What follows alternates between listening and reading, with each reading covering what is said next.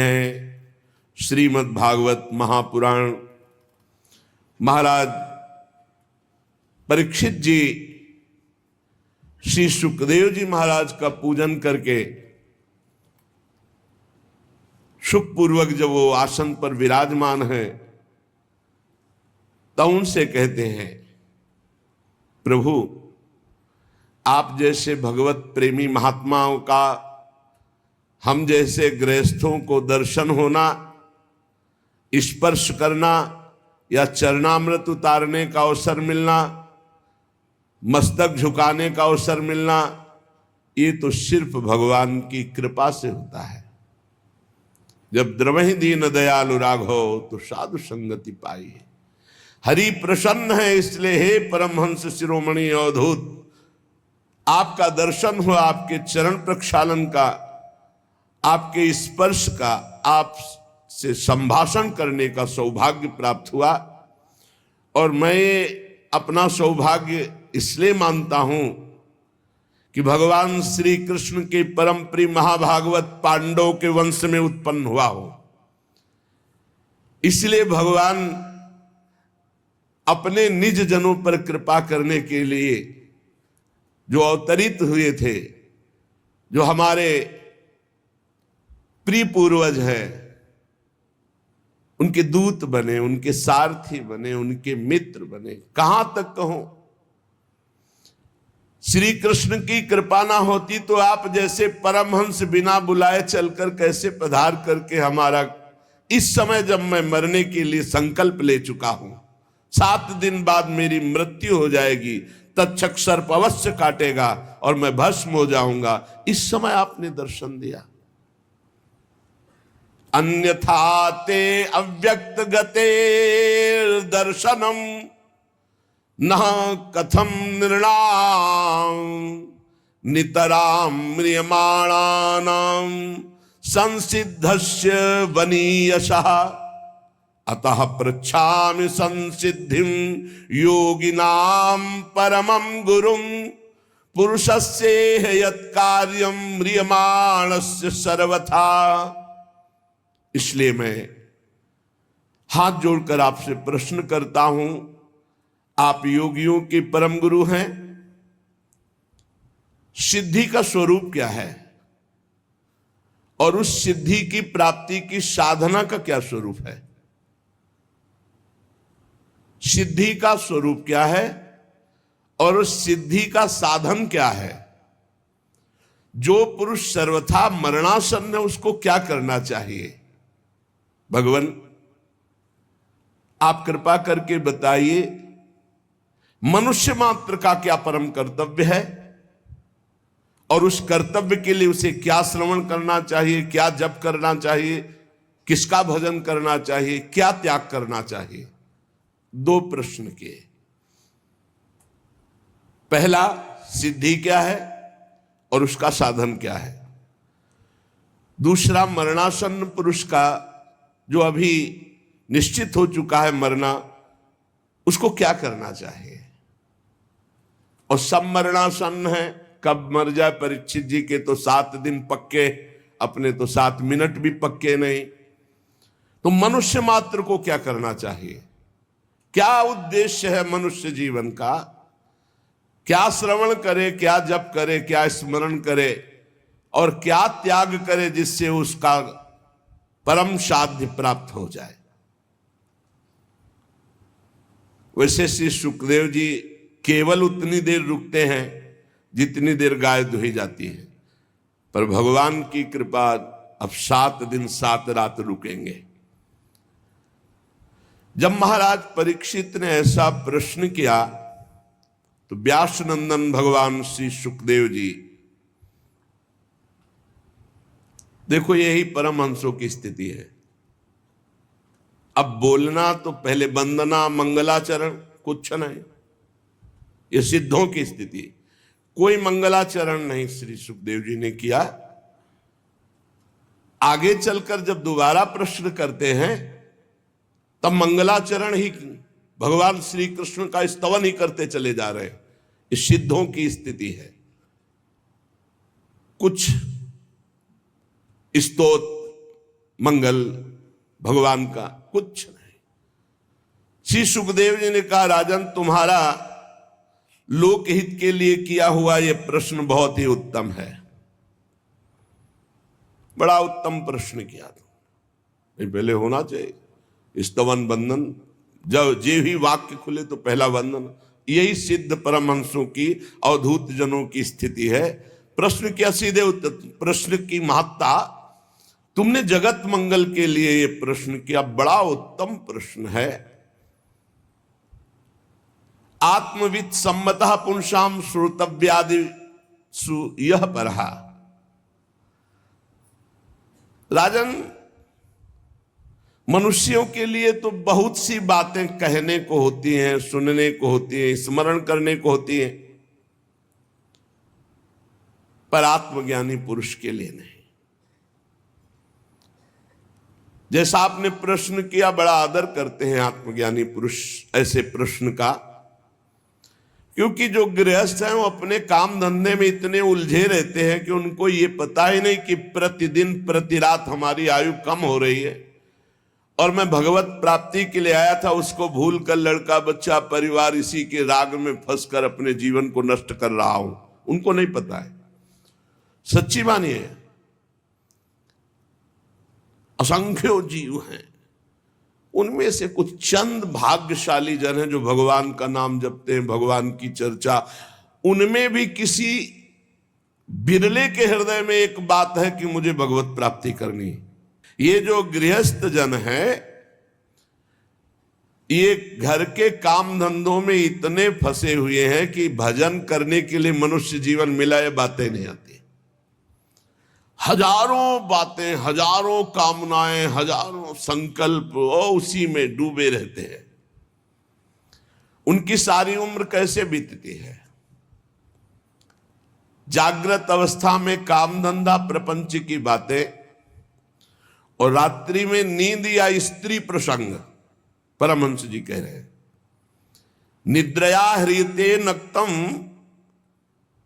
व्यवायेन च वावयः दिवाचार्थे हया राजन कुटुंब भरणे नवा। दिन तो गया कुटुंब पोषण के लिए खूब काम मेहनत और प्रपंच की बातें, और रात गई सोने में या स्त्री सहवास में। संसार में जिन्हें अपना अत्यंत घनिष्ठ संबंधी कहा जाता है, वो है शरीर, स्त्री, पुत्र, मित्र, भाई, ये सब। महाराज, ये सब असत्य है। परमहंस जी बोल रहे हैं, देहापत्य कलत्रादि स्वात्म सैन्ये स्वसत्व स्वपि तेषां प्रमत्तो निधनम पश्यन्नपि न पश्यति।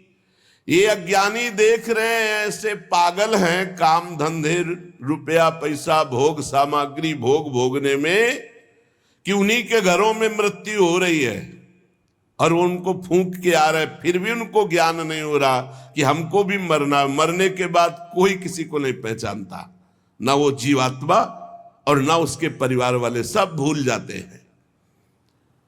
परीक्षित, तस्मात् भारत सर्वात्मा भगवान ईश्वरो हरि श्रोतव्यः कीर्तितव्यश्च स्मर्तव्यश्चेच्छता भयम। तुमने पूछा कि किसका स्मरण करना चाहिए, किसका कीर्तन करना चाहिए, क्या सुनना चाहिए? जिसे भगवान का अभय पद परम सुख प्राप्त करना है, जहां किंचन मात्र भी दुख नहीं है, उसे चाहिए सर्वात्मा सर्वशक्तिमान भगवान श्री हरि श्री कृष्ण की लीलाओं का श्रवण करे, नाम का कीर्तन करे, नाम का जप करे और उन्हीं का स्मरण करे। भगवत प्राप्ति के लिए श्री सुखदेव जी महाराज ने साधन क्या बताया? सर्वशक्तिमान सर्वात्मा भगवान श्री कृष्ण की खूब लीला कथा सुने, खूब नाम का कीर्तन करे, नाम जप करे, स्मरण करे, सिद्धि क्या है? भगवत प्राप्ति। साधन क्या है? भगवान श्री हरि श्री कृष्ण का खूब लीला गायन, खूब लीला श्रवण, नाम कीर्तन, नाम जप, स्मरण।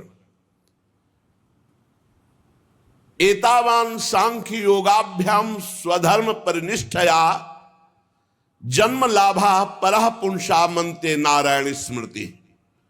मनुष्य जन्म का सबसे बड़ा लाभ क्या है? चाहे वो सांख्य योग ज्ञान से हो या भक्ति से हो या धर्मनिष्ठा से हो या कर्म योग से हो, सबका फल क्या है? अखंड भगवान की स्मृति। ये फल है। सब साधनों का फल क्या है? सब साधन कर यह फल सुंदर, प्रभु पद पंकज प्रीति निरंतर। अपने आराध्य देव का निरंतर सतत स्मरण, इसका फल क्या है? मृत्यु के समय भगवान की स्मृति और परम पद की प्राप्ति। जीवन भर साधन भजन करने का फल क्या है? भगवान का अखंड भजन। इसका फल क्या है? अंतिम समय वही अभ्यास भजन का आया और जन्म जन्म की बिगड़ी बन गई, भगवान की प्राप्ति हो गई। परीक्षित,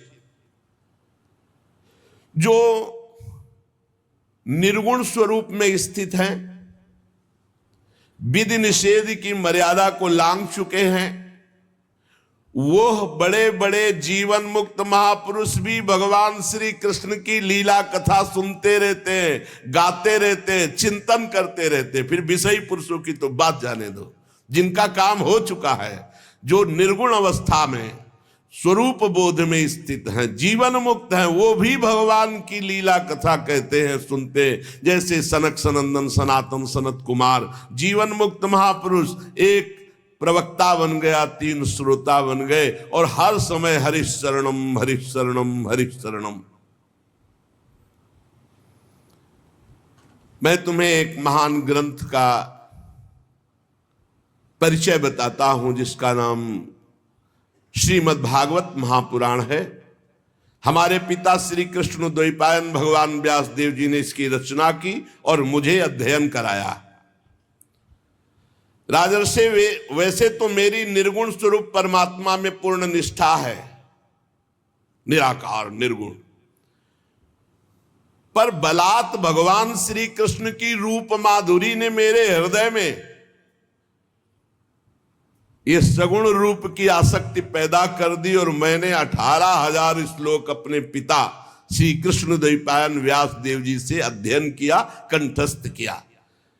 श्री कृष्ण की रूप माधुरी ने मुझे आकर्षित कर लिया। तुम भगवान के कृपा पात्र हो और ब्रह्म ऋषियों के भी कृपा पात्र हो, संतों से तुम्हें प्रेम है, इसलिए मैं तुम्हें पुराण सुनाऊंगा। जो इस लीला कथा के प्रति थोड़ी भी श्रद्धा रखेगा, श्री सुखदेव जी के वचन, उसकी चित्तवृत्ति शुद्ध हो जाएगी और भगवान श्री कृष्ण के चरणों में अनन्य प्रेम होगा, और बहुत शीघ्र वो इस माया मोह से मुक्त हो जाएगा। जो लोग इस लोक या परलोक की किसी भी भोग की इच्छा रखते हैं, उनकी समस्त कामनाएं पूर्ण हो जाएंगी ये महापुराण सुनने से। और जिनको संसार दुखमय अनुभव होने लगा है, वो मोक्ष प्राप्त करना चाहते हैं, तो इस लीला कथा सुनने के परिणाम में उसे मोक्ष की प्राप्ति होगी। जिसे लोक परलोक के भोग चाहिए, उसे भोग प्राप्त होगा। जो मोक्ष चाहता है, उसे मोक्ष की प्राप्ति होगी।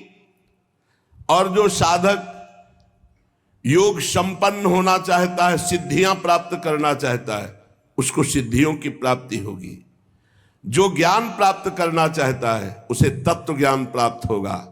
पर सबको चाहिए कि भगवान के नाम का प्रेम से खूब कीर्तन करे, खूब जप करे। हर प्रश्न का उत्तर यही होता है। श्री सुखदेव जी महाराज कह रहे, सबको चाहिए, हरेर नामानुकीर्तनम, चाहे लोक परलोक की कामना की पूर्ति, मोक्ष, भक्ति, प्रेम जो चाहिए, एतन निर्विद्यमाना मिच्छताम कुतो भयम, योगिनाम नृप निर्णीतम हरिर नामानुकीर्तनम। सबको चाहिए, क्योंकि सब सिद्धि भगवान के नाम में है। जो नाम कीर्तन करता है, नाम जप करता है, जो चाहेगा वो प्राप्त हो जाएगा। अपने कल्याण साधन की ओर से असावधान रहने वाले इन विषयी भोगी पुरुषों की लंबी आयु अनजाने में पूरी की पूरी व्यर्थ व्यतीत हो जाती है। क्या लाभ है ऐसी लंबी आयु प्राप्त करके? अरे सावधानी से ज्ञान पूर्वक घड़ी दो घड़ी बिता दिया जाए तो वही परम कल्याण का हेतु बन जाएगी। घड़ी दो घड़ी, 24 मिनट, 48 मिनट, बड़ी लंबी लंबी आयु भोगों में प्रपंच में लोग व्यतीत करके मर जाते हैं, कुछ नहीं लाभ ले पाते। और जो ज्ञानी जन सावधान है वो घड़ी दो घड़ी में अपना काम बना लेते हैं। राजर्षि खटवांग को जब पता चला कि मात्र 48 मिनट समय रह गया है हमारी मृत्यु का, बस उसी समय भगवान के नाम में चित्तवृत्ति लगा दी, सारे संसार से हटा के, तो 48 मिनट में भगवान के अभय पद को प्राप्त कर लिया। आपके पास तो अभी समय है, आप निराश ना हो, निरंतर नाम जप करो। कई बार कहा है, आप ध्यान दीजिए सत्संग में कि हर समय राधा राधा हम जप रहे, किसी समय मृत्यु हुई तो हमें भगवान की प्राप्ति हो जाएगी, परम पद मिल जाएगा। परीक्षित, अभी तो तुम्हारे जीवन की अवधि 7 दिन की है। खडवांग ने 48 मिनट में भगवत प्राप्ति की थी। चिंता मत करो, इसी 7 दिन में तुम्हें परम पद में विस्थापित कर दूंगा। जब कोई संत, जब कोई गुरु कहे चिंता मत करो तो हृदय शीतल हो जाना चाहिए, विश्वास होना। ए परीक्षित, खडवांग ने 48 मिनट में भगवत प्राप्ति की, तुम्हारे 7 दिन, चिंता मत करो, परम पद में मैं विराजमान करूंगा। मृत्यु का समय आने पर वही घबराते हैं जिन्होंने जीवन में भजन नहीं किया। घबराना नहीं चाहिए, वैराग्य से युक्त होकर शरीर संबंध को काट देना चाहिए। अब जीवन भर शरीर संबंध में रहो, मैं पुरुष मैं स्त्री, तो बुढ़ापे में काट पाओगे? नहीं।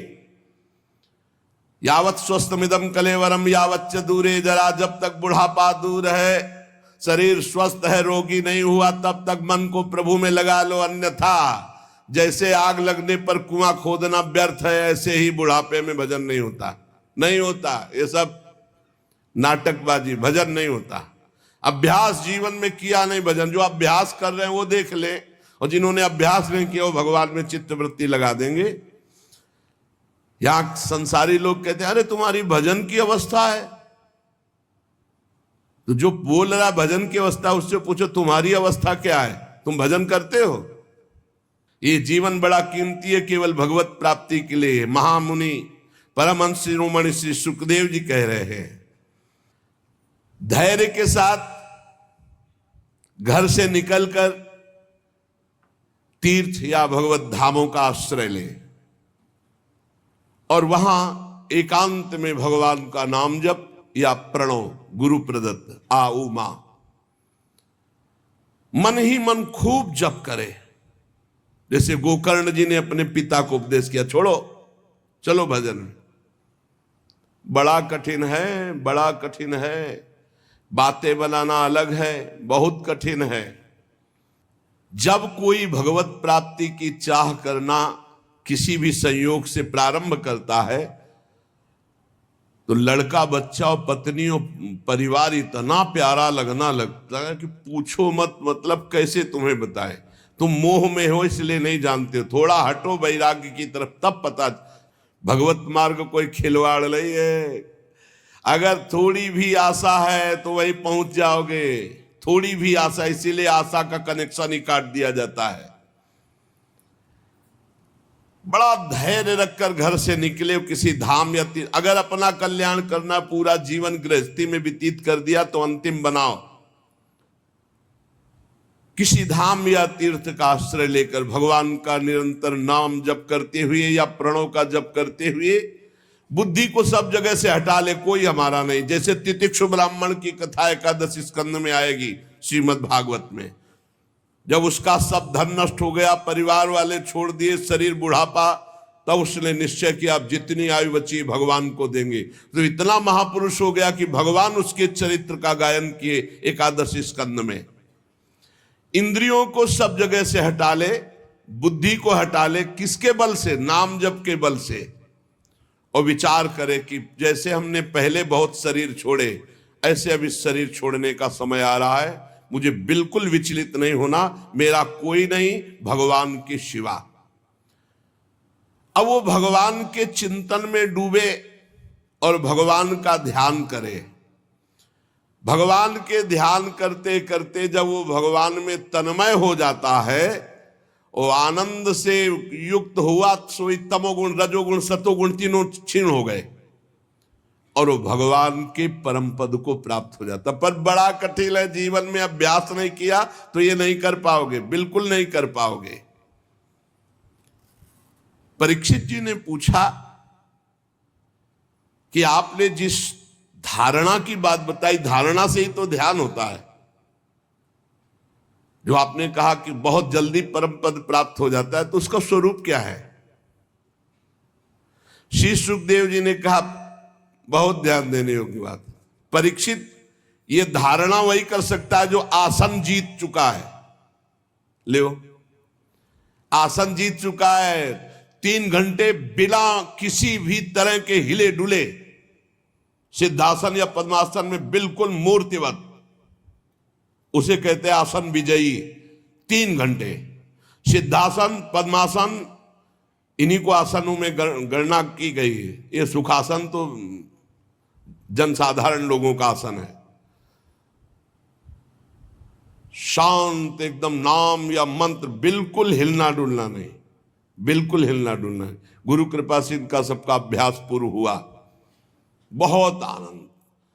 थोड़ी देर तो भीषण कष्ट होता है, फिर शून्याकार स्थिति होती, शून्य एकदम शरीर शांत, बस लक्ष्य में स्थिति है। पहले आसन विजयी, फिर श्वास विजयी। ये जो है श्वास ऐसे पाउडर या आटा ऐसे रख दिया जाए और उसमें धक्का ना लगे, तो उसको कहा जाता है प्राणों का संयमन कर चुका है। फिर आसक्ति विजयी, न शरीर में आसक्ति न परिवार में आसक्ति। फिर इंद्रिय विजयी, तब बुद्धि के द्वारा वो धारणा बनती भगवान के ध्यान की। आसन, श्वास, आसक्ति, इंद्रिय, मन, बुद्धि, सब पर विजय प्राप्त किए, तब भगवान के रूप का ध्यान। इसीलिए कहते हैं नाम जप करो, भगवान के आश्रित रहो, भगवत प्राप्ति हो जाएगी। हमारी बात को पकड़ लो, नाम जप करो, भगवान के आश्रित रहो।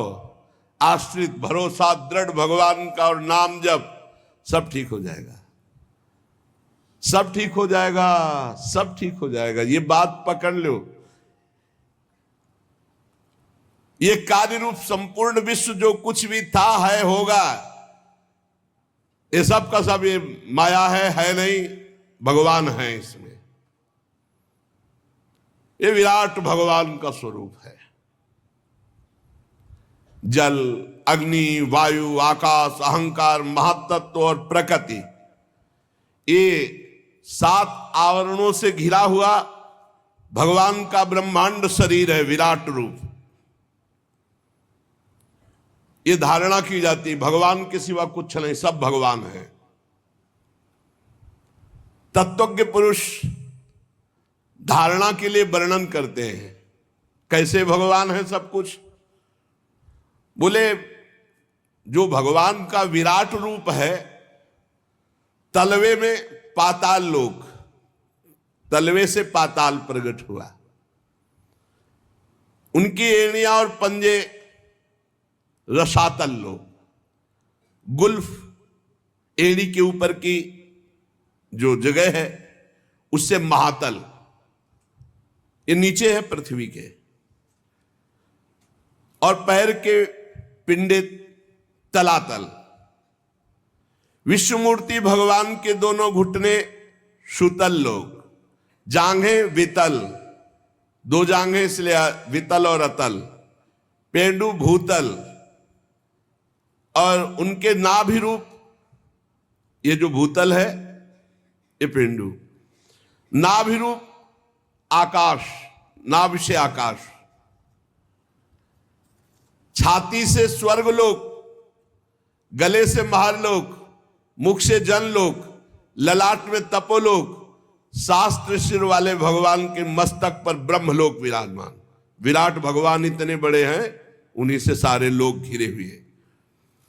जितने भी इंद्रादि देवता वो सब भुजा में, जितनी भी दिशाएं वो सब कान से, जितने भी शब्द वो सब श्रवणेंद्री से, अश्वनी कुमार नासिका के छिद्र से, गंध घ्राणेंद्री और धधकती हुई अग्नि की ज्वाला भगवान के मुख से, भगवान के नेत्र से अंतरिक्ष और नेत्र से ही सूर्य और देखने की शक्ति ये प्रकट हुई।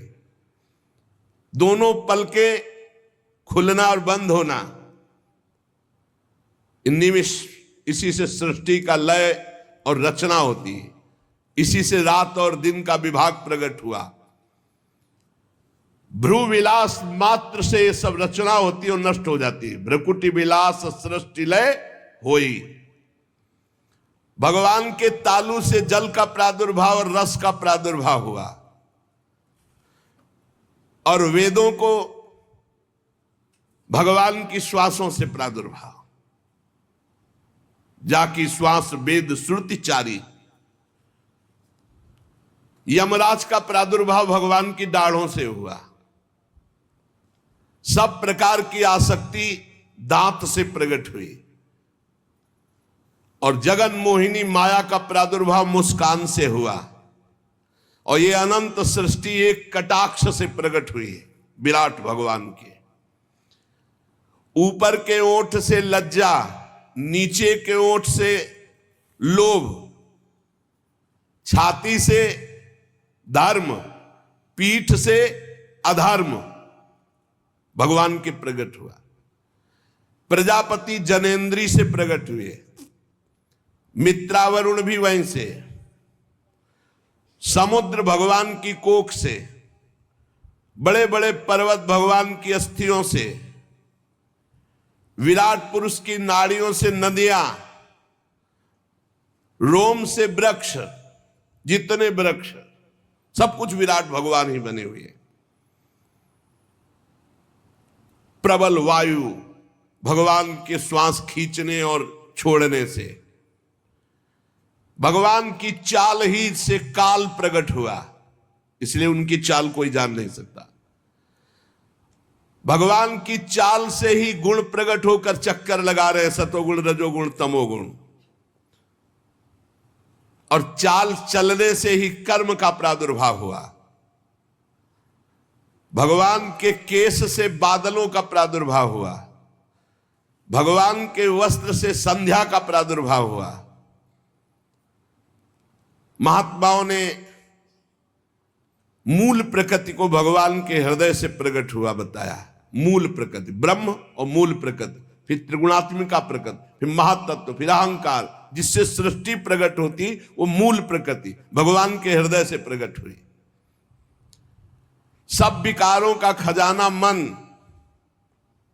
सब विकारों का खजाना मन भगवान से प्रकट हुआ, उसी से चंद्रमा प्रकट हुआ। भगवान के चित्त से महातत्व का प्रादुर्भाव हुआ, भगवान के अहंकार से रुद्र भगवान का प्रादुर्भाव हुआ। भगवान के नखों से घोड़े, खच्चर, ऊंट, हाथी, इनका प्रादुर्भाव हुआ।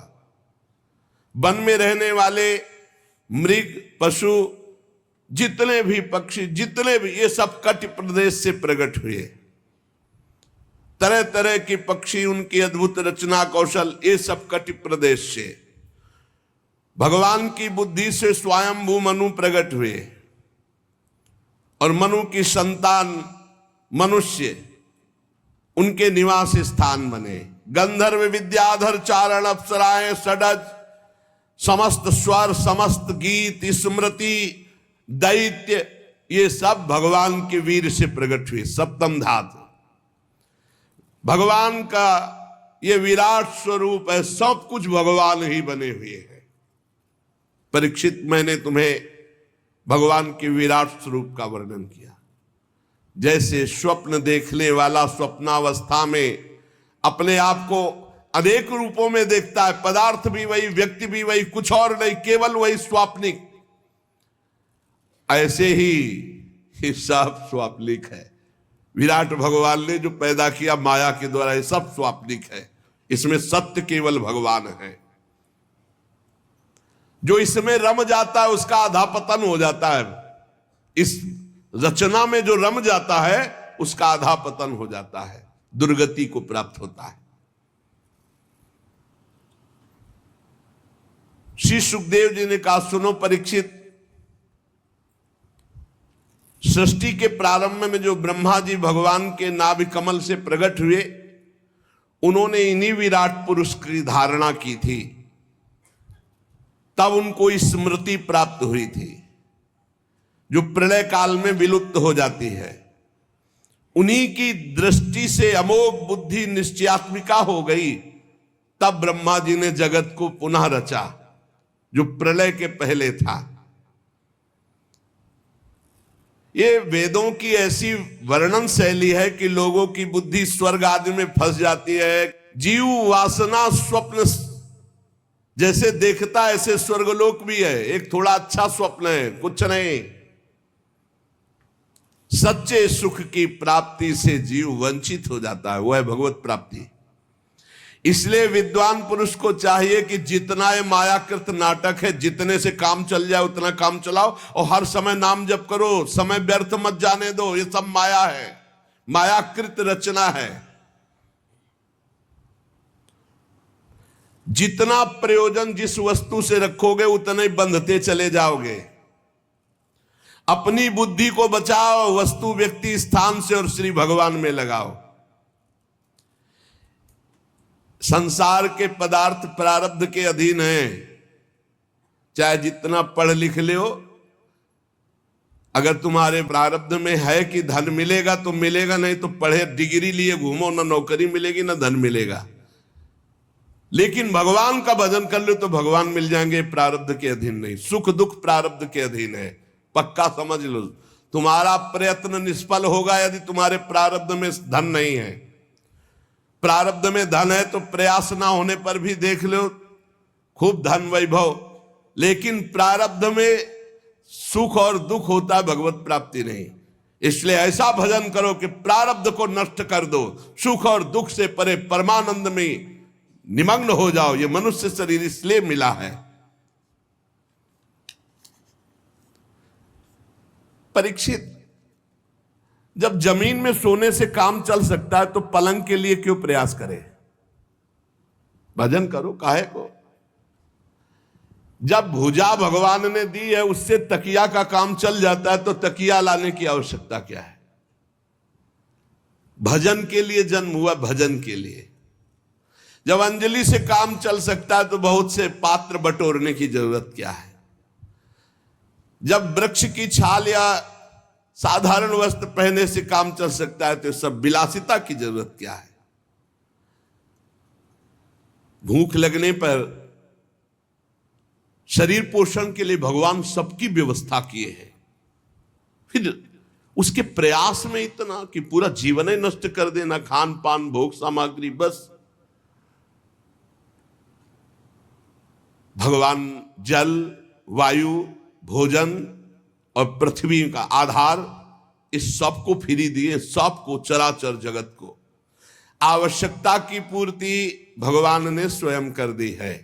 चाह की पूर्ति के लिए तुम्हें भटकना पड़ेगा, और सब आवश्यकता से तृप्त नहीं है, चाह में भटक रहे, सब चाह में। बहुत विलासिता में जीव जीवन व्यतीत करके भगवत विमुख सब का सब नष्ट कर देता है। शरीर को जितना आप विलासी बना दोगे उतना ही परेशानी है। ये जो आजकल चले हैं ना भोजन बाजार वाले, जो खूब चकाचक स्वाद वाले, यही सब। अरे दाल रोटी खाओ, प्रभु के गुण गाओ, थोड़ा व्यायाम करो, प्राणायाम करो, शरीर स्वस्थ, भगवान का चिंतन करो, खूब समाज सेवा, जो किसानी, व्यापार, नौकरी, ये सब भगवान की सेवा है। भगवान सबको वास दिए अपने हिसाब से, लेकिन जब आपकी चाहत हो गई है तो आप परेशान हो रहे हैं। अरे भगवान क्या शरणागतों की रक्षा नहीं करते? ये बुद्धिमान लोग भगवान के मार्ग में बिया करके धन के अभिमान में घमंडी लोगों की चापलूसी क्यों करते हैं? श्री सुखदेव जी कह रहे हैं, भगवान के भक्त होकर के इन देहाभिमानी धनाभिमानी लोगों की चापलूसी क्यों करते हैं? अरे विरक्त हो गए, हृदय में भगवान को विराजमान करना है कि इन धनियों की चापलूसी करनी है। भूत भविष्य लोक 14 में भय होए हरि प्यारे, 300 व्यवहार हमारो अभिमान इनते न्यारे। पक्का बहुत बच के रहना है, सावधान हुए हो भगवान को हृदय में विराजमान करने के लिए विरक्त भगवत मार्ग के पथिक या भक्त, और चापलूसी शुरू कर दी धनियों की। श्री सुखदेव जी महाराज कह रहे, सुखदेव जी महाराज, धने के नशे में चूर घमंडी धनियों की चापलूसी, हृदय में विराजमान स्वतः सिद्ध भगवान की प्राप्ति के लिए जब चले तो भगवान या भगवान के प्रेमी या किंचन जन, और या जे दीन प्यारे वेद पुकारे, हमारे भगवान को ले कहा गया, ऐसे दीन जनों को प्यार। धन के नशे में चूर घमंडी धनियों की चापलूसी, विरक्त क्यों? श्री सुखदेव जी महाराज कह रहे हैं, इसलिए बहुत सावधान। क्या विश्वंभर भगवान पर भरोसा नहीं?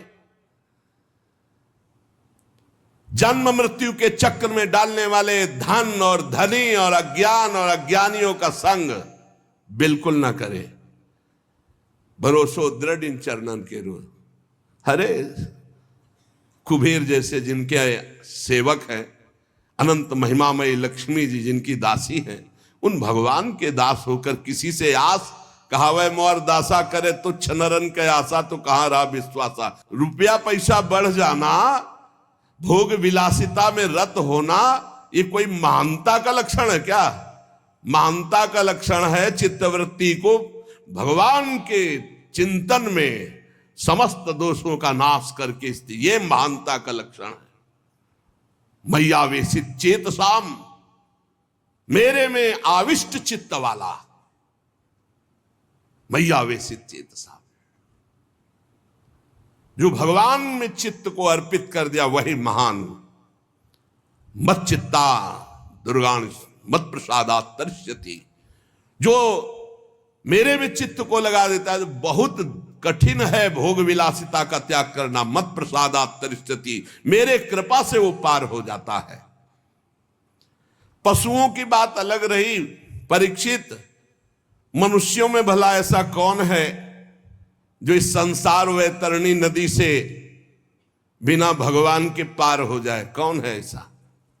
इसलिए मंगल में भगवान का चिंतन करो, असत विषय भोगों से अपने आप को भटकने से बचा लो।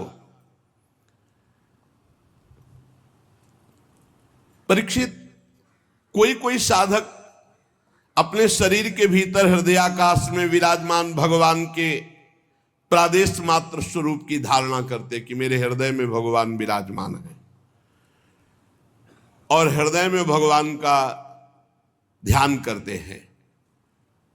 एकाग्र चित्त से जब खूब नाम जप किया जाता है तो ध्यान की योग्यता प्राप्त होने लगती है। यह हम आपको हृदय की बात कहते हैं। किसी और साधन से ध्यान पक्का नहीं होता, नाम से होता है। जितना नाम जप करोगे उतने रूप प्रकाशित होता चला जाएगा। देखी रूप नाम आधीना।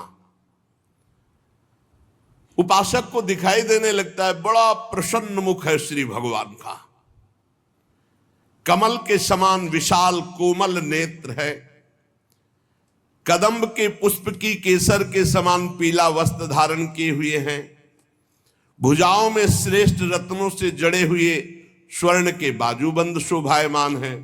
सिर पर बड़ा ही सुंदर मोर मुकुट, कानों में कुंडल, बहुमूल्य रत्न जगमगा रहे हैं मुकुट में। श्री चरण कमल योगेश्वरों के खिले हुए हृदय कमल की कर्णिका पर विराजमान होने वाले अत्यंत सुकोमल श्याम रंग के। प्रभु के हृदय में श्रीवत्स का चिन्ह है, गले में कौस्तुभ मणि, वक्षास्थल में कभी ना कुम्हलाने वाली पुष्पों की माला, कमर में करधनी, अंगुलियों में बहुमूल्य अंगूठी, सी चरणों में नूपुर, हाथों में कंगन और घुंघराली लटे बहुत ही सुंदर मन हरण करने वाली चिकनी निर्मल घुंघराली श्याम वर्ण की। मुख कमल मंद मंद मुस्कुरा रहा है, लीलापूर्ण उन्मुक्त हास्य और अपने भक्त की तरफ मंद मुस्कान चितवन से देख रहे हैं, अनुग्रह की वर्षा करते हुए। जब ये रूप हृदय में आता है उसी समय सब कर्म बंधन छिन्न भिन्न हो जाते हैं। बिना भगवान के रूप दर्शन के कर्म बंधन, इसे भगवत प्राप्ति कहते हैं, भगवत साक्षात्कार। हृदय में भगवान की धारणा की भगवान, अब वो आंख खोला तो सामने भगवान, आंख मूंदे तो भगवान हृदय में। परीक्षित, एक तो ये भगवत प्राप्ति, और एक जब योगी पुरुष अपने शरीर को छोड़ना चाहे, योगी जिसने योग किया है अष्टांग योग,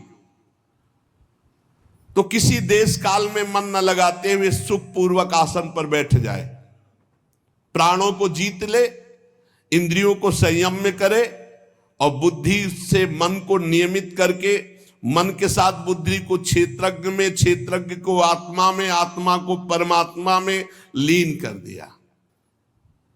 निर्मल बुद्धि को मन में और मन के साथ बुद्धि को क्षेत्रज्ञ, क्षेत्रज्ञ को अंतरात्मा में, अंतरात्मा को परमात्मा में लीन करके उस शांति पद को प्राप्त हो गया। अब उसके लिए कोई कर्तव्य शेष नहीं रहा, वो जीवन मुक्त महापुरुष हो गया। यहां ना सतोगुण है, ना रजोगुण है, ना तमोगुण है। अब काल की भी दाल उस महात्मा के ऊपर नहीं गलती जो ऐसी स्थिति को प्राप्त है। योगी लोग चित्तवृत्ति का निरोध करके परमात्मा में ऐसी स्थिति प्राप्त करते। अलग अलग श्री सुखदेव जी भगवत प्राप्ति का स्वरूप वर्णन करते हैं। यही परम पद है, एक भगवान के नाम जप करते हुए ध्यान में स्थित हुआ और एक जो है योगी इस तरह से परमात्मा में स्थित हुआ। अब एक है ज्ञान दृष्टि। ज्ञान दृष्टि बल से जिसकी सब चित्त वासना नष्ट हो चुकी है वो ब्रह्मनिष्ठ अपने को परमात्मा स्वरूप देखता है। वो जब शरीर त्याग करता है तो कैसे, एड़ी से अपनी गुदा को दबाकर, गुदा द्वारा बिना घबराहट के प्राणवायु को षटचक्र भेदन करता है। वह मनस्वी नाभि चक्र मणिपूरक में स्थित वायु को हृदय चक्र अनाहत में, वहां से उदान वायु को वक्षा स्थल में विशुद्ध चक्र में, फिर वहां से वायु को धीरे धीरे तालुमूल विशुद्ध चक्र के आगे बढ़ा देता है। तदनंतर दो आंख, दो कान, दो नासा छिद्र, मुख, इन सातों को रोक करके वायु प्राणवायु को भौं के बीच में आज्ञा चक्र में ले जाता है। अगर उसे किसी लोकांतर का भोग चाहिए तो फिर वहां रुकना होता है, वहीं से संकल्प बनेगा और वो उसी लोक में पहुंचेगा। और अगर नहीं तो आधी घड़ी 12 मिनट तक आज्ञा चक्र में वायु को रोके, फिर वहां से शास्त्र सार ब्रह्मरंध्र, और फिर ब्रह्मरंध्र का छेदन करके जीवन मुक्त परमात्मा स्वरूप हो गए। एक ये गति है। और यदि योगी को वहां इच्छा हो जाए कि मैं ब्रह्मलोक में जाऊं, 8 सिद्धियों का भोग भोगूं, जो वो सब प्राप्त हो जाएगा। अरे इसीलिए भजन करो। योगी का शरीर वायु की भांति सूक्ष्म हो जाता है। वो उपासना, तपस्या, योग, ज्ञान का सेवन करने वाला त्रिलोकी के बाहर भीतर कहीं भी घूम सकता है, पास मिल जाता है उसको। जहां चाहे, देवलोक, ब्रह्मलोक, तपलोक, महारलोक, रसातल, तलातल, पाताल, जहां चाहे। ये भगवान का शिशुमार चक्र विश्व ब्रह्मांड का भ्रमण केंद्र है। योगी चाहे तो मारलोक चला जाए, सत्यलोक चला जाए, सत्यलोक जाएगा, जितनी ब्रह्मा की आयु वहां आनंद लेकर फिर वो ब्रह्म को प्राप्त हो जाएगा। भगवान का भजन करने वाला जिस पद को प्राप्त होता है वहां ना शोक है, न दुख है, न बुढ़ापा है, न मृत्यु है, न भूख है, न प्यास है, न मान है, न अपमान है, न उद्वेग है, न भय है, न केवल आनंद ही आनंद। यही प्राप्त करने के लिए मानव देह मिला है। ब्रह्मलोक में केवल एक बात का दुख है, वो जब मृत्यु लोक के प्राणियों को भोगों में रत देखते हैं तब वो दुखी होते कि अरे भजन कर लेता तो हमसे भी ऊपर भगवान के धाम को जा सकता, कैसा जीवन बर्बाद कर रहा है। बस इसी बात की व्यथा ब्रह्मलोक के ब्रह्म ऋषियों को होती है।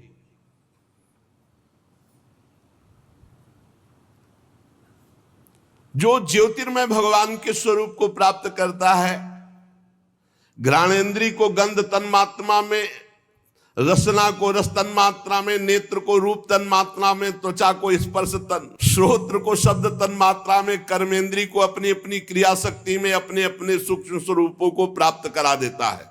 पंचभूतों को स्थूल सूक्ष्म आवरणों को पार करके अहंकार में प्रवेश करता है। सूक्ष्म भूतों को तामस अहंकार में, इंद्रियों को राजस अहंकार में, मन और इंद्रियों को अधिष्ठात्र देवताओं को सात्विक अहंकार में, इसके बाद अहंकार के सहित लय रूप गति के द्वारा महातत्व में, और महातत्व प्रकृति रूप आवरण में, और प्रकृति रूप ब्रह्म में। अब वो ब्रह्म प्राप्त। ये सब योगियों की गति। बड़ा कठिन है ब्रह्म प्राप्ति, वो बड़ा सरल है। राधा राधा राधा मान लो। इसीलिए हम बार बार कहा करते हैं कि हम ऐसे अंधविश्वास में नहीं बोल रहे, बहुत सोच समझ के, बहुत जीवन यात्रा करके बोल रहे हैं। नाम जप करो, भगवान के आश्रित रहो, सारे कर्म भगवान को समर्पित कर दो, भगवत प्राप्ति हो जाएगी। नहीं, देखो कितनी कठिन है।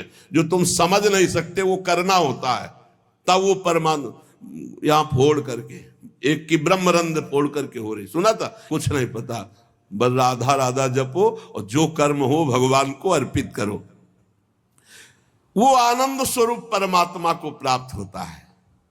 कितनी नाम की महिमा है। पुत्र के बहाने नारायण बुलाया तो कौनो चक्र नहीं तोड़ना पड़ा और संसार चक्र टूट गया, भगवान की प्राप्ति हो गई।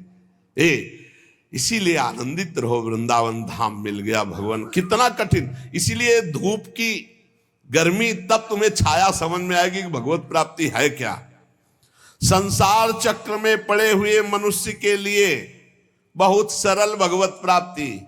भगवान श्री कृष्ण की लीला कथा गायन, नाम जप, उनकी सेवा, जिससे अनन्य भक्ति हो जाए तो बहुत सरलता पूर्वक भगवत प्राप्ति हो जाए। भगवान ब्रह्मा अपनी पवित्र बुद्धि से 3 बार समस्त वेद शास्त्रों का अनुशीलन किया, फिर यही निकाला कि सबसे सरल उपाय है भगवान का नाम जप करते हुए, भगवान की लीला कथा सुनते हुए भगवान की सेवा की जाए श्री कृष्ण चंद्रजू की, तो सर्वश्रेष्ठ परम पद सहज में मिल जाए। भगवान ब्रह्म कार्त्स्नेन तिरन्वीक्ष मनीषया तद्ध्यवस्यत् कूटस्थो रतिरात्मन यतो भवेत्। भगवान सर्वभूतेषु लक्षितः स्वात्मना हरिः। हमारी आत्मा है प्रभु, कोई और नहीं। चराचर जगत की आत्मा है। इसलिए परीक्षित सब मनुष्यों को चाहिए कि सब समय तस्मात् सर्वात्मना राजन हरिः सर्वत्र सर्वदा श्रोतव्यः कीर्तितव्यश्च स्मर्तव्यो भगवान नृणाम।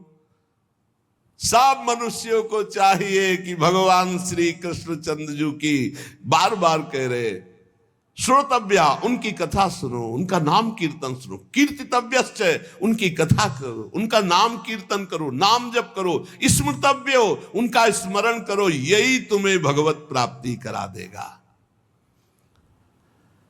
भगवान के संत जन बड़े उदार हैं, जो भगवान की लीला अमृत का कथामृत का पान कराने के लिए अहेतुकी भाव से दान करते हैं। खूब कानों के दोनों में भर भर कर ये भगवत लीलामृत पान करो, इससे तुम्हारे हृदय का विषैला विष उतर जाएगा, शुद्ध हो जाएगा और तुम्हें इसी जन्म में भगवत प्राप्ति हो जाएगी। परीक्षित, तुमने जो मुझसे पूछा था कि मरते समय बुद्धिमान मनुष्य को क्या करना चाहिए, तो तुम्हें उत्तर दे दिया। सद्यो मुक्ति, क्रम मुक्ति, भगवत भाव से भगवत प्राप्ति। और देखो, अगर भगवत प्राप्ति ना करना चाहे और कोई इच्छा करना चाहे तो मैं उपाय बताता हूं। जिसे ब्रह्म तेज का भाव हो कि मुझे ब्रह्म तेज मिले, तो बृहस्पति जी की आराधना करे। जिसे इंद्रियों की विशेष शक्ति की कामना हो, वो इंद्र देवता की आराधना करे। जिसे पुत्र प्राप्ति की चाह हो कि हमारे लड़का हो जाए, तो प्रजापतियों की उपासना करे। जिसे लक्ष्मी की चाह हो, वो महामाया आद्या शक्ति देवी की आराधना करे। जिसे तेज चाहिए कि जो मैं बोलूं, जो मैं कहूं वैसे सब माने, तो अग्निदेव की आराधना करे। धन चाहिए तो वसुओं की, प्रभाव और वीरता चाहिए तो भगवान शंकर की, रुद्र की। अन्न चाहिए तो अदिति की, स्वर्ग चाहिए तो देवताओं की, राज्य की अभिलाषा हो तो विश्व देवों की, समाज को अपने अनुकूल बनाना हो तो साध्य देवताओं की आराधना करे। आयु बढ़ानी हो तो अश्विनी कुमारों की आराधना करे। पुष्टता बल की इच्छा हो तो लोकमाता पृथ्वी की और देव आकाश का सेवन करे, आराधना करे। सुंदरता चाहिए तो गंधर्वों की आराधना करे। पत्नी चाहिए तो उर्वशी की आराधना करे। स्वामित्व चाहिए तो ब्रह्मा की आराधना करे। यश चाहिए तो यज्ञ पुरुष की आराधना करे। रुपया पैसा खजाना चाहिए तो वरुण देव की आराधना करे। और विशुद्ध विद्या चाहिए तो आद्य गुरु भगवान शंकर की आराधना करे।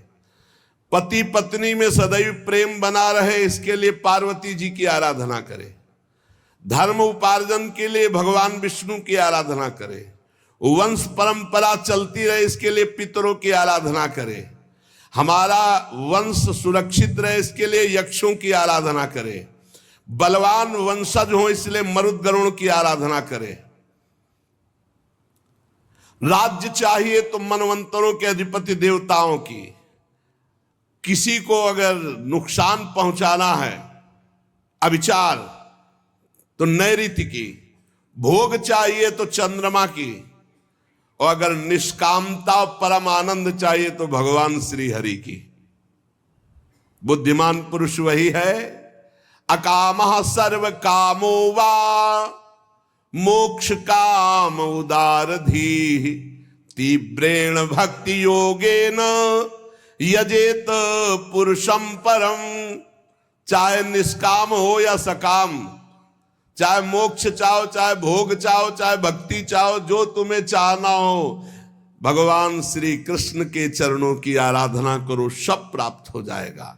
जितने उपासक हैं उनका सबसे बड़ा हित इसी में है कि इस जन्म में ऐसा अभ्यास कर लो कि तुम्हारा भगवत स्मरण न छूटे, बस जो चाहोगे प्राप्त हो जाएगा। तो ऐसे ही पुरुषों का संग करो जो भगवान के प्रेमी जन हैं। जहां भगवान की लीला कथाएं ही गाई जाती हैं, ऐसे संतों का सत्संग सुनो। ये दुर्लभ है सत्संग, जहां केवल भगवान की चर्चा होती, शास्त्र सम्मत चर्चा होती, जिससे संसार की त्रिगुणमयी तरंगमालाओं के थपेड़े शांत हो जाते हैं। हृदय शुद्ध होकर आनंद का अनुभव करता है। इंद्रियां विषयों से अनासक्त होकर भगवान में लग जाती हैं। ऐसी रसमयी कथाएं जहां हो रही हैं, वही सत्संग सुनो, इसी से तुम्हारा परम कल्याण होगा। शौनक जी कहते, सूत जी, राजा परीक्षित ने सुखदेव जी की बात सुनकर उनसे और क्या पूछा, क्योंकि सुखदेव जी तो बड़े सर्वज्ञ हैं और बहुत ही मधुर पवित्र वाणी है, क्योंकि ब्रह्मबोध संपन्न महापुरुष हैं। सूत जी, आप तो सब कुछ जानते हैं, हम लोग उनकी वह बातचीत बड़े प्रेम से सुनना चाहता हूं जो परीक्षित से हुई। आप कृपा करके सुनाइए क्योंकि संतों की सभा में ऐसी ही बातें होती हैं जिनका पर्यावसान भगवान के श्री चरणारविंद में होता है। अर्थात संतों का संग निश्चित भगवत प्रेम प्रदान करता है। पांडुनंदन महारथी राजा परीक्षित बड़े भगवत भक्त थे। वो ऐसे थे कि बाल्यावस्था में भी भगवान की लीला चरित्रों का अभिनय करके खेलते थे। और भगवान में सुखदेव जी को क्या कहना है, ये तो जन्म से ही विरक्त थे, तो प्रश्नकर्ता उत्तर देने वाले दोनों महान पुरुष हैं। इसलिए क्या चर्चा हुई श्री परीक्षित जी और भगवान सुखदेव जी के बीच में।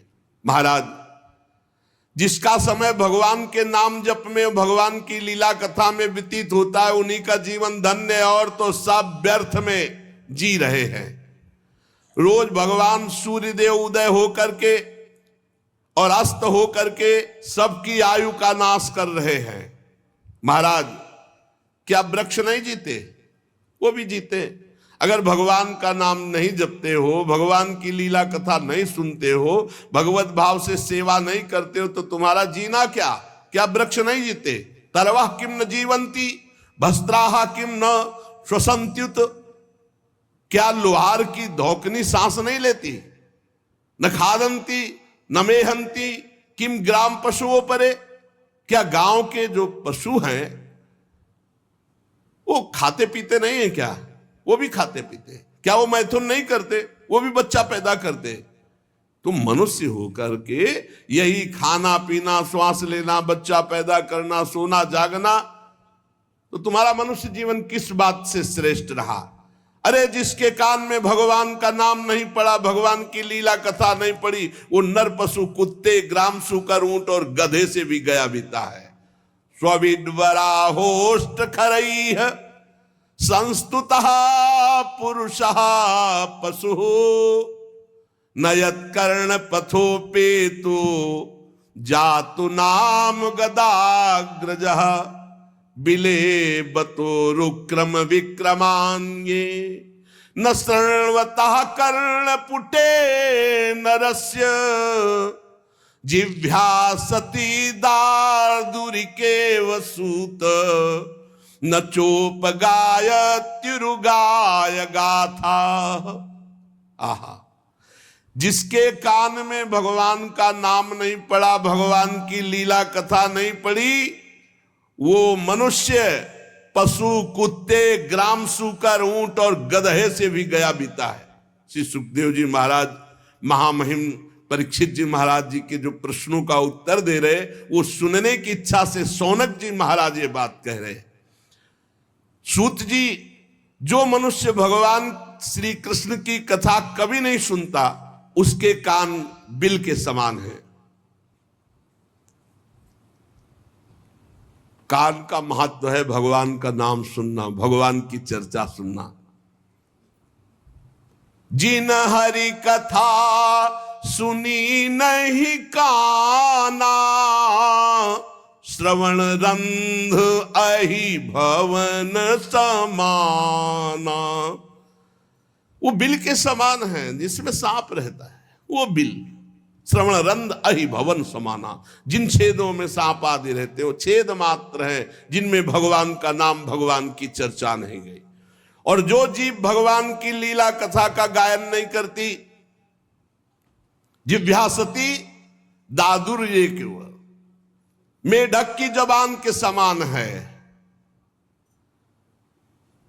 जो नहीं करही राम गुण गाना, जीह सुदादुर जीह समाना। जिह्वा सती दादुरी केवल, जिसकी जबान भगवान की चर्चा नहीं करती, भगवान का नाम नहीं लेती, वो टर टर दिन भर बात करते रहते, वो नेत्र हैं। जो मनुष्य अपने पैरों में चलने की शक्ति रखकर धाम की परिक्रमा नहीं करता, भगवान की लीला स्थलियों का भ्रमण नहीं करता, वो बेकार के पैर हैं, उन पैरों का कोई महत्व नहीं। जिस मनुष्य ने भगवत प्रेमी संतों के चरणों की धूल कभी सिर पर नहीं धारण की, भगवान की भक्ति नहीं हृदय में आई, तो जीता मुर्दे के समान है।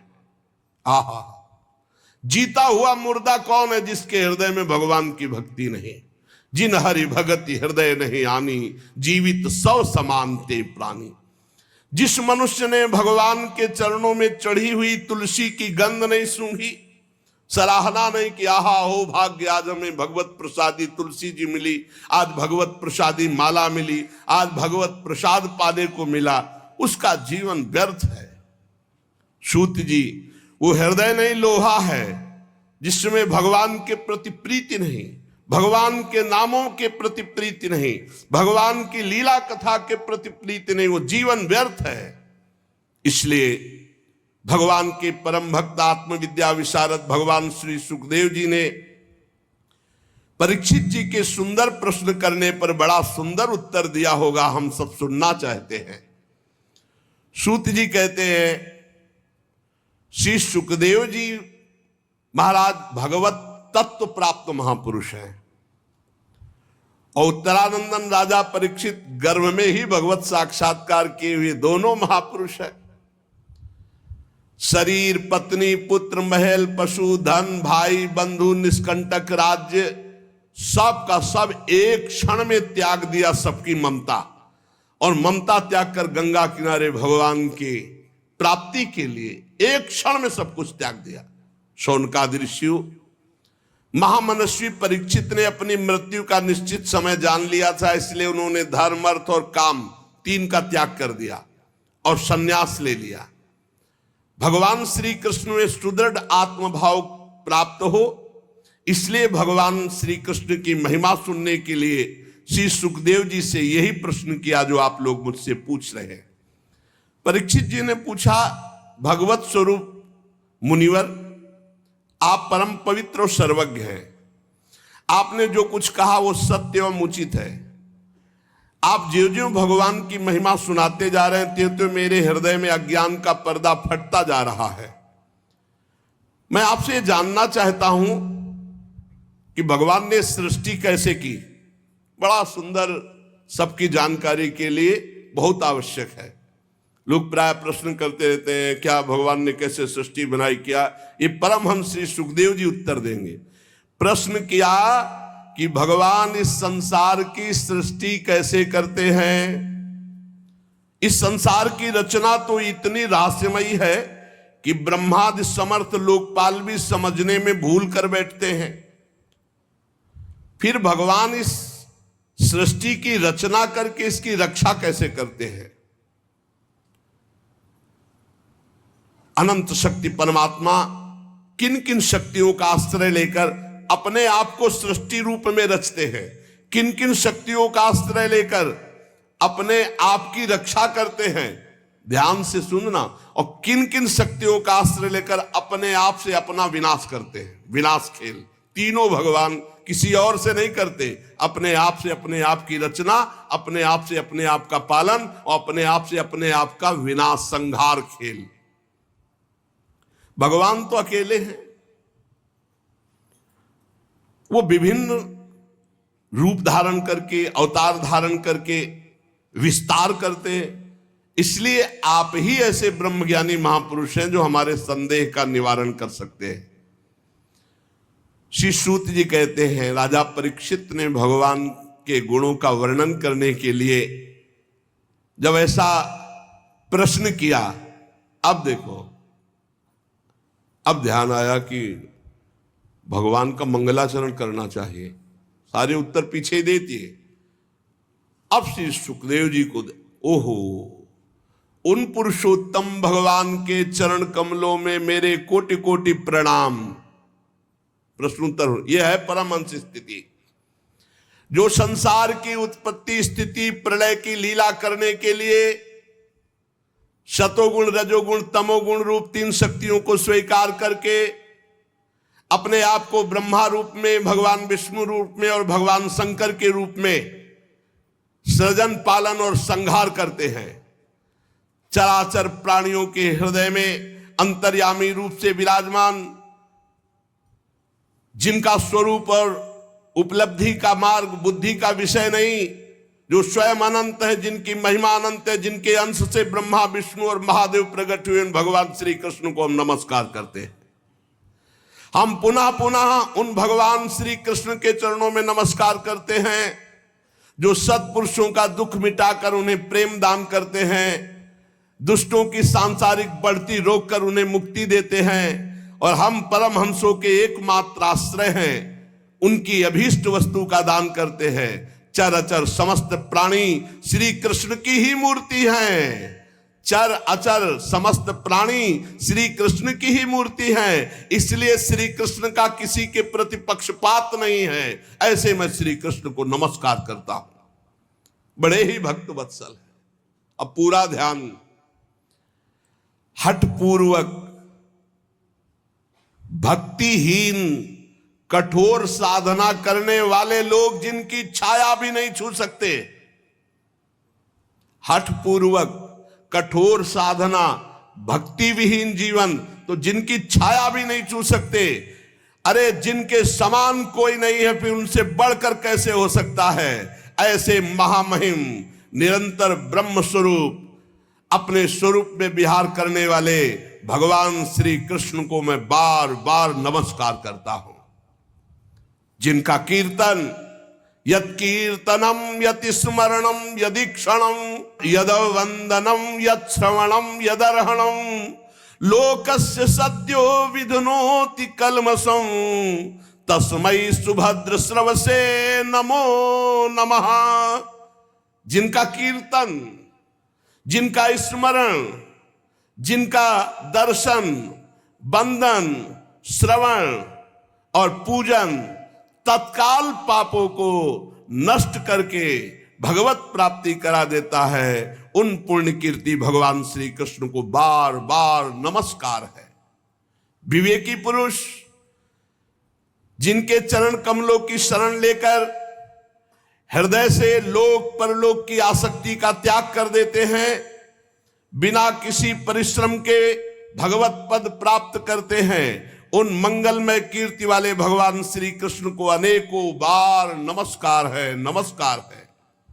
बड़े बड़े तपस्वी, दानी, यशस्वी, मनस्वी, सदाचारी, मंत्रवेत्ता जब तक अपनी साधनाओं को तथा अपने आप को भगवान के चरणों में समर्पित नहीं कर देते, तब तक उन्हें भगवत प्राप्ति नहीं होती है।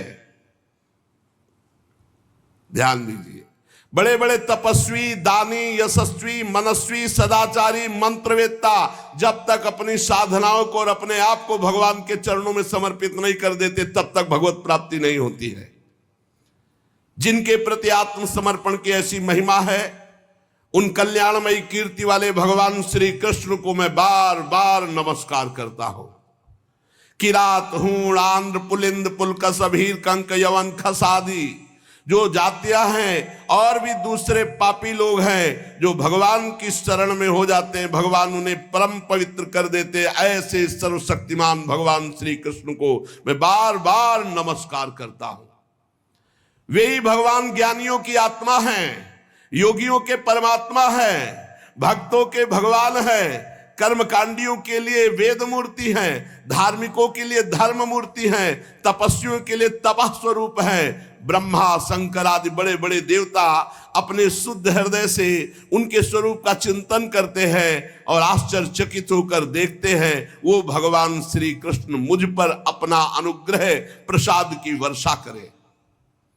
जो समस्त संपत्तियों के स्वामिनी जो लक्ष्मी देवी हैं, उनके जो स्वामी हैं, समस्त यज्ञों के भोक्ता हैं, सबके फलदाता हैं, प्रजा के रक्षक हैं, सबके अंतर्यामी हैं, समस्त लोकों के पालन करता है, पृथ्वी देवी के स्वामी हैं, वही यदुवंश में प्रकट होकर के अंधक, वृष्ण एवं यदुवंश के लोगों की रक्षा की, उन लोगों के एकमात्र आश्रय रहे वे भक्तवत्सल भगवान श्री कृष्ण, जो संतों के सर्वस्व हैं। मुझ पर प्रसन्न हो, मैं उन्हें नमस्कार करता हूं। विद्वान पुरुष जिनके चरण कमलों के चिंतन रूपी समाधि से शुद्ध हुई बुद्धि के द्वारा आत्म तत्व का साक्षात्कार करते हैं, उनके दर्शन करते हैं, अपनी अपनी मति रुचि के अनुसार उनके स्वरूप का वर्णन करते हैं, पर पार आज तक कोई नहीं पाया। वे प्रेम और मुक्ति को लुटाने वाले भगवान श्री कृष्ण हम पर प्रसन्न हो, मैं उन्हें नमस्कार करता हूं। जिन्होंने सृष्टि के समय ब्रह्मा के हृदय में पूर्व कल्प की स्मृति जागृत की, ज्ञान के अधिष्ठात्री देवी को प्रेरित किया, अपने अंगों के सहित वेद के रूप में उनके मुख से प्रकट हुई। वे ज्ञान के मूल कारण भगवान श्री कृष्ण मुझ पर कृपा करें और मेरे हृदय में प्रकट हो। भगवान ही पंच महाभूत बने,